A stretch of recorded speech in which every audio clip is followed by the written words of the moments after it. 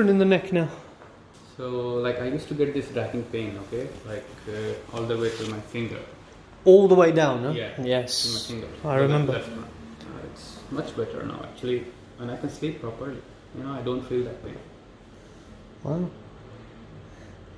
Not bothering you now in that way, huh? Sometimes, but much bearable than before. Wow. And how's that for you? Good result for you? Yeah. The sleep's getting better. Sleep's getting better? Which means what now? You can relax more during the day? Good. How much percent would you say it's improved compared to before? I would say like 60-70%. No. Yeah.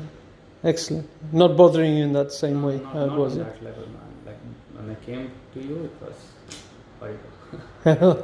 Or it was difficult to sleep before, wasn't it? Yeah. Yeah. You cannot turn and sleep or use like a little higher pillow. I have to use like really flat pillow.